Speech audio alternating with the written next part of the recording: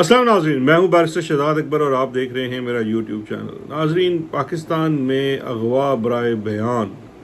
पहले होते थे अगवा बराए तावान, फिर आया अगवा बराए बयान और उसके बाद आया अगवा बराए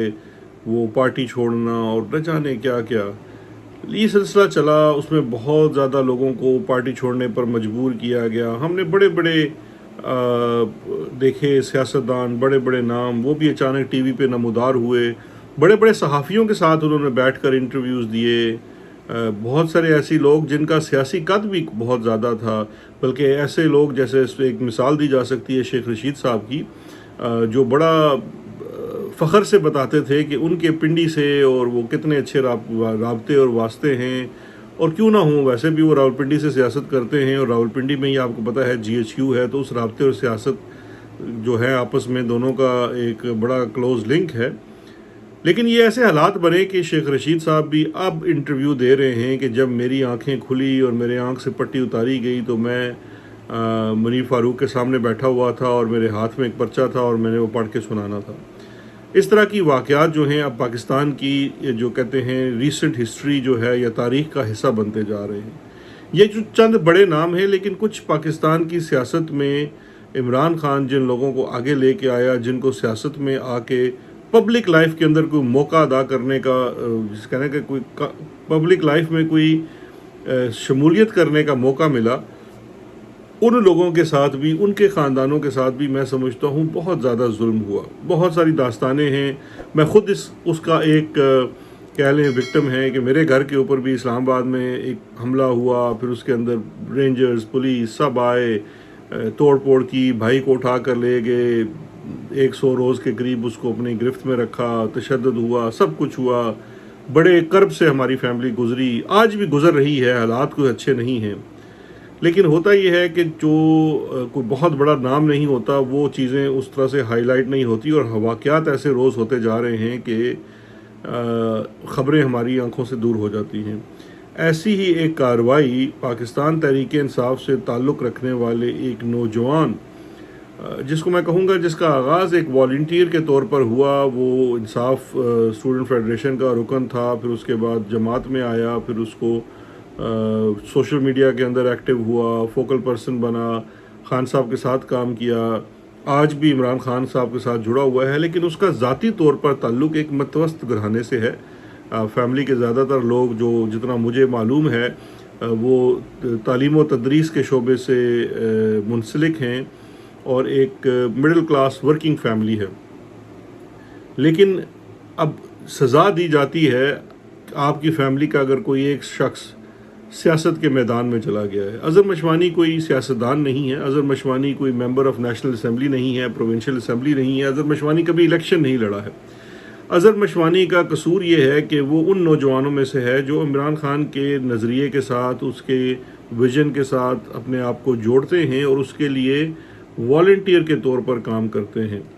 लेकिन ये चीज़ भी जो है ये बर्दाश्त नहीं की जा रही इस वक्त जो निज़ाम है। और हाल ही में जो होने वाला दोबारा क्रैकडाउन शुरू हुआ, आपने देखा कि उसके अंदर कुछ लोग पाकिस्तान तहरीक इंसाफ के फिर से उनके फैमिली मेम्बर्स उठाए गए,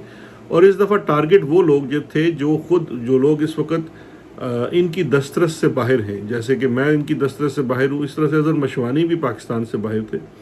इनके साथ साथ दूसरा जो शख्स निशाना बना जिसकी फैमिली मेम्बर्स बाहर हैं, वो डॉक्टर शहबाज गिल हैं, जो अमेरिका में बैठे हुए हैं, बात करते हैं, अपना वीलॉग करते हैं, अपनी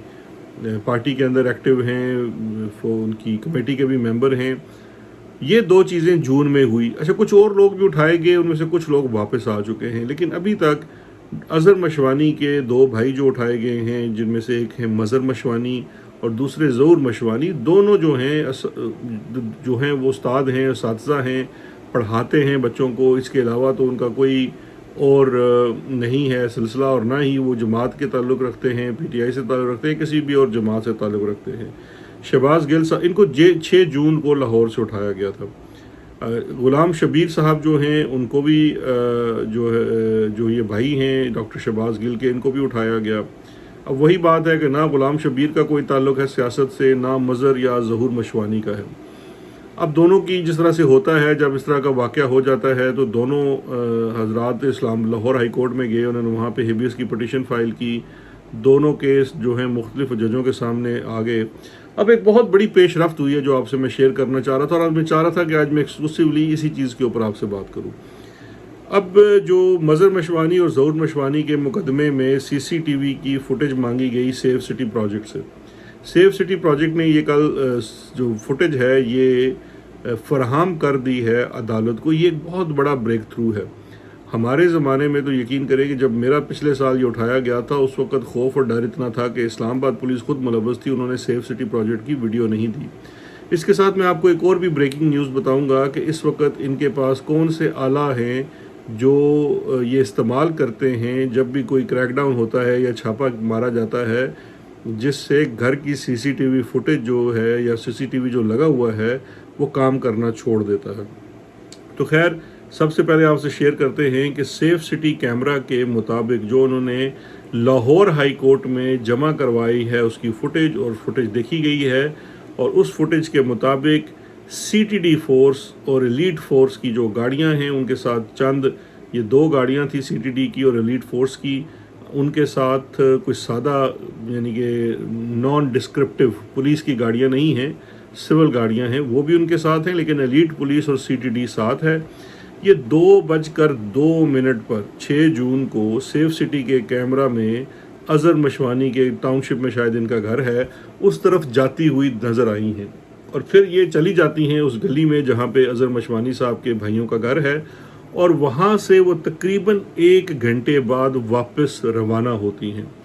یہ والی فوٹیج ہمارے پاس موجود نہیں ہے، لیکن یہ مبینہ طور پر سیف سٹی کے کیمروں پہ محفوظ ہے جو لاہور ہائی کورٹ میں دکھائی جا چکی ہے. یہ بہت امپورٹنٹ نیوز ہے اور پیس آف ایویڈنس ہے اس چیز میں یہ تعین کرنے کے لیے کہ ظہور مشوانی اور مظہر مشوانی کو کس نے اٹھایا ہے. اچھا، اس کے بعد ہمارے پاس ایک بڑی امپورٹنٹ اور ایکسکلوسیو فوٹیج آئی ہے اظہر مشوانی صاحب کے گھر کی. اچھا، میں نے آپ کو تھوڑی دیر پہلے کہا کہ میں آپ کو ایک بریکنگ نیوز بتاتا ہوں. تو بریکنگ نیوز یہ ہے کہ یوزلی ان کے پاس ایک سگنل بلاکر ہے کہ آج کل آپ کو پتہ ہے کہ زیادہ تر سی سی ٹی وی فوٹیج کے لیے جو گھروں کے اندر کیمراز لگائے گئے ہیں وہ وائرلیس کیمراز ہیں، اور وہ وائرلیس کیمراز جو ہیں وہ جی ایس ایم سگنل کے ساتھ جڑے ہوئے ہوتے ہیں اپنے مین سینٹر کے ساتھ، اور اس کو آپ آن لائن بھی دیکھ سکتے ہیں، ایکسیس کر سکتے ہیں.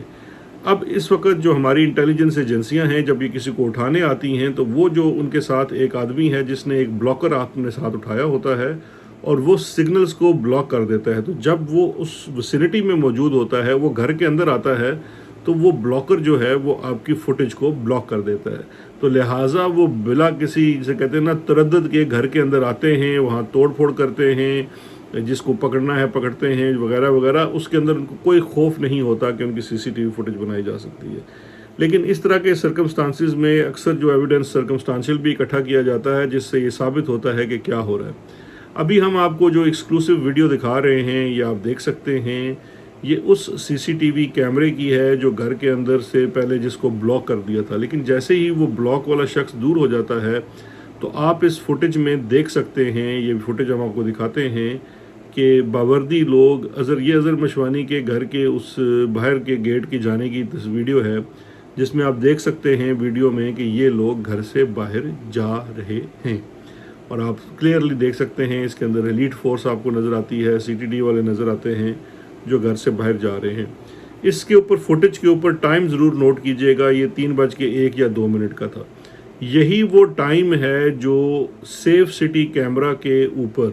جو کہ کیمرہ اس کیمرے سے الگ ہے لیکن سیف سٹی کے کیمراز کے اوپر واضح طور پر دیکھا جا سکتا ہے کہ یہی وہ وقت ہے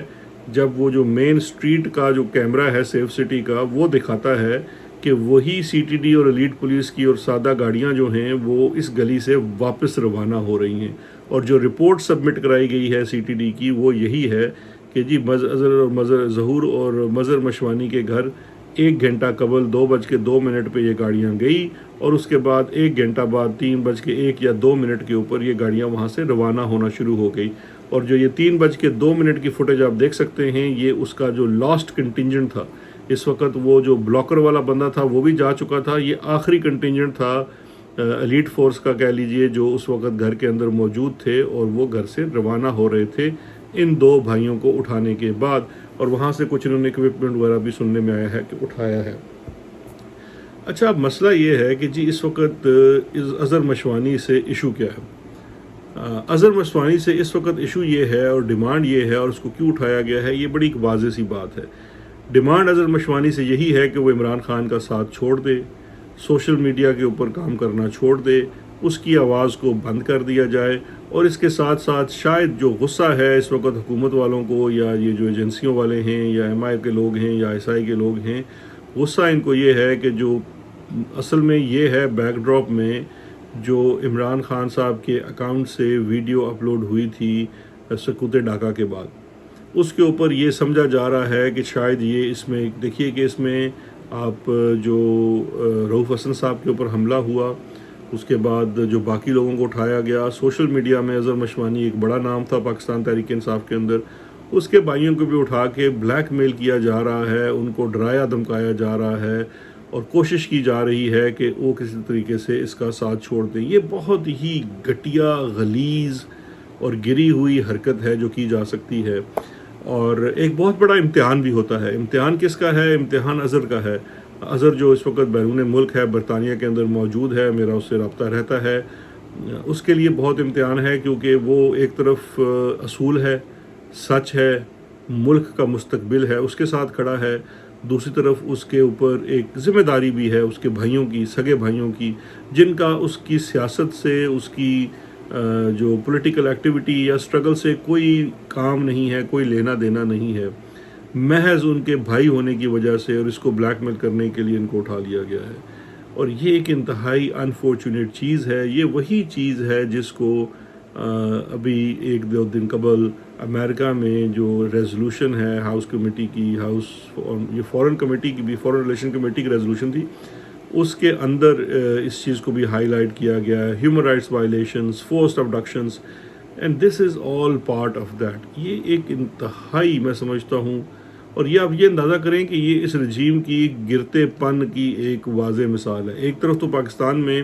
ایک ٹگ آف وار شروع ہو چکی ہے ایجنسیوں کے بیچ، ایم آئی اور ایس آئی کے بیچ، ایک دوسرے کے اوپر حملے بھی کیے جا رہے ہیں، ایک دوسرے کے ایسٹس کو بھی چھیڑا جا رہا ہے، اور کافی گند جاری ہے۔ عاصم منیر صاحب جو ہیں وہ ندیم انجم کے اوپر اعتبار نہیں کرتے، ندیم انجم جو ہے وہ عاصم منیر کے اوپر اعتبار نہیں کرتا، لیکن اس تمام چیزوں کے بیچ میں اظہر مشوانی اور شہباز گل جیسے جو لوگ مڈل کلاس کے لوگ ہیں، ان کے فیملی ممبرز کو ٹارگٹ کیا جا رہا ہے، نشانہ بنایا جا رہا ہے۔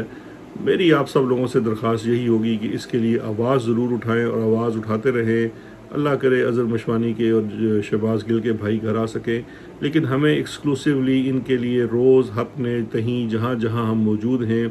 چاہے پاکستان کے اندر ہیں یا پاکستان سے باہر ہیں، ان لوگوں کی رہائی کے لیے آواز اٹھانی چاہیے۔ اور جو لوگ پاکستان میں ہیں ان کو اظہر مشوانی کی جو فیملی پاکستان میں ہے، اسپیشلی جو یہ دو پروفیسر صاحبان ہیں، مظہر اور ظہور مشوانی، ان کی فیملی کے ساتھ بھی اظہار یکجہتی ضرور کرنا چاہیے، کیونکہ یہ بڑا مشکل وقت ہوتا ہے۔ یہ وہ وقت ہوتا ہے جب آپ کے اپنے بڑے سگے بھی رشتہ ساتھ چھوڑ جاتے ہیں، ان کی کمپلشنز اور مجبوریاں ہوتی ہیں، تو جو بھی لوگ ان کے ساتھ مل سکیں، ہمدردی کا اظہار کر سکیں اور یکجہتی کا اظہار کر سکیں، وہ ضرور کریں۔ باقی آج بہت اور خبریں ہونی ہیں، اس پہ الگ سے بات کریں گے۔ اپنا خیال رکھیے گا۔ شکریہ، خدا حافظ۔